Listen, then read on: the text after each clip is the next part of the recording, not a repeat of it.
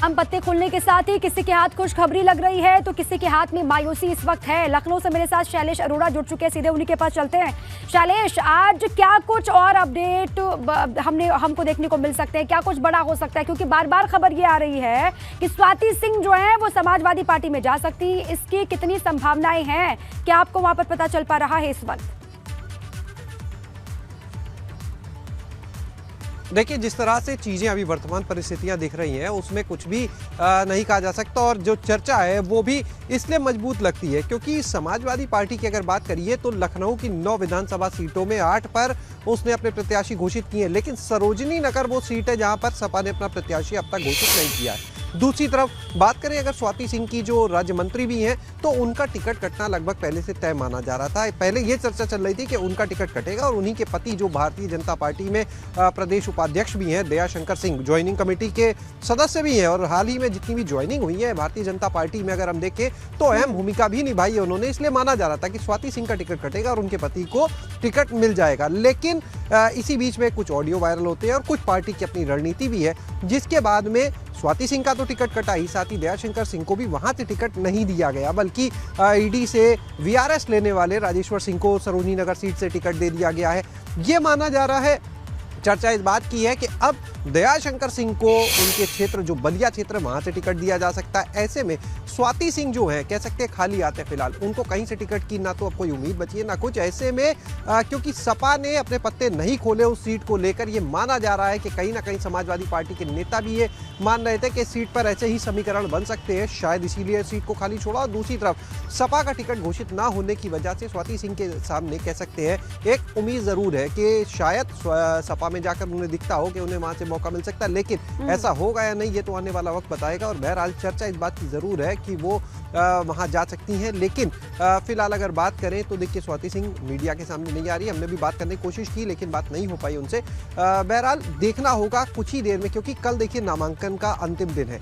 ऐसे में जो भी चीजें होंगी आज ही वो सब सामने आ जाएंगी, क्लियर हो जाएगी पूरी पिक्चर। बहरहाल अगर बात करते हैं भारतीय जनता पार्टी के टिकट्स को लेकर तो देखिए कई सरोजनी नगर से समाजवादी पार्टी ने अभी तक अपने पत्ते नहीं खोले, इसीलिए कयासबाजियों का दौर चल पड़ा है। लेकिन स्वाति सिंह क्या ऐसा कोई कदम उठाने जा रही हैं, उठाएंगे, इस पर लगातार नजर रहेगी। बहरहाल बहुत शुक्रिया आपका शैलेश पूरी जानकारी के लिए।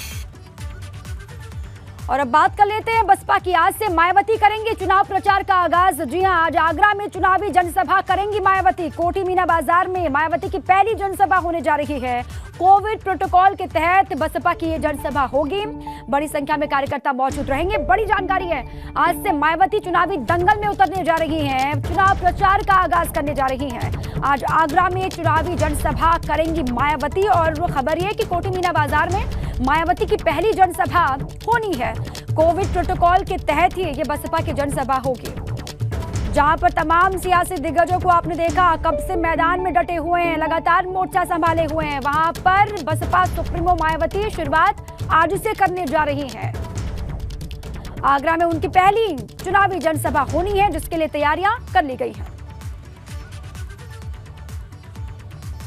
अब हाथी की पश्चिम हुंकार क्या है, आपको विस्तार से हम समझाते हैं। यूपी चुनाव में मायावती की पहली रैली आज होने जा रही है। आगरा के कोठी मीना बाजार में रैली वो करेंगी, जनसभा को संबोधित करेंगी।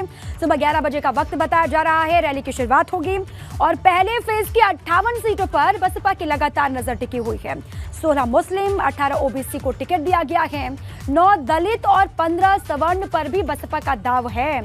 अब इसीलिए लगातार मायावती का धुआंधार प्रचार शुरू होने जा रहा है आज के बाद से। अब देखिए 2 फरवरी आगरा, 3 फरवरी गाजियाबाद, आज से शुरुआत हो रही है आगरा से। उसके बाद 3 फरवरी गाजियाबाद, 5 फरवरी को सहारनपुर में वो दिखाई देंगी। 6 फरवरी को अलीगढ़ में वो चुनावी हुंकार भरेंगी। उसके बाद लगातार उनका जो कारवा है चुनावी प्रचार वाला, वो आगे बढ़ता रहेगा। पहले चरण के लिए लगातार प्रचार मायावती करती रहेंगी। अब इसी पर आगरा से हमारे ब्यूरो चीफ वीरेश पांडे जुड़ चुके हैं, सीधे उन्हीं के पास आपको ले चलते हैं। वीरेश जी, जहां पर तमाम सियासी धुरंधर लंबे वक्त से मैदान में डटे हुए हैं, मोर्चा संभाले हुए हैं, जीत को सुनिश्चित करने के तमाम दावे भी कर रहे हैं, वहां पर आज मायावती आज कर रही है शुरुआत, और शुरुआत करने के लिए आगरा की जगह उनको मुफीद दिखाई देती है। बताइए विस्तार से। जाहिर सी बात है, दलितों की सबसे बड़ी नेता है मायावती, इससे इनकार नहीं किया जा सकता है। और दलितों की राजधानी कही जाती है उत्तर प्रदेश की आगरा, और आगरा से वो शुरुआत कर रही है वर्चुअल की जगह एक्चुअल, पहली बार मैदान में आ रही हैं। और इसका कारण भी है, जब अखिलेश की सरकार बनी थी 2012 में, तब भी 9 से 6 सीटें जीत गई थी बसपा, 9 में से 6। और जब बसपा की सरकार बनी थी 2007 में, तब भी 9 में से 6 सीटें जीती थी। ये सबसे मजबूत गढ़ माना जाता है। ये आज से नहीं, काशीराम के जमाने से बसपा ने जो मूवमेंट शुरू किया था, BS4 का हो, DS4 का हो, उसकी ये सबसे उर्वर भूमि है।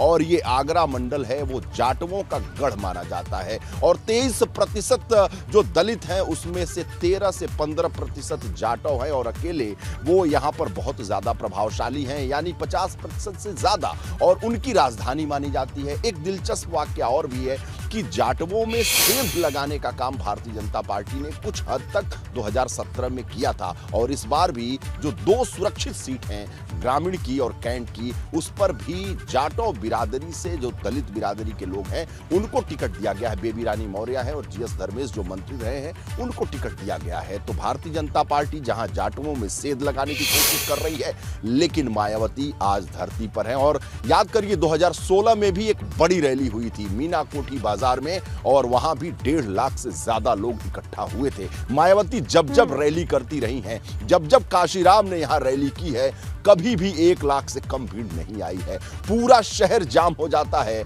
और इंतजार करिए, जब मायावती 12 बजे के करीब आगरा में आएंगी, तो वो दृश्य फिर से दोहराया जाएगा। हालांकि कोविड का प्रोटोकॉल है, इसलिए लोगों को कम बुलाया गया है। फिर भी उनके चाहने वालों की संख्या बसपा सबसे ज्यादा मजबूत कहीं है तो वो यहीं पे है। और याद करिए कि जो अभी रावण हैं चंद्रशेखर आजाद, उन्होंने सुनील चित्तौड़ को तोड़ा है, अपना प्रदेश अध्यक्ष बनाया है।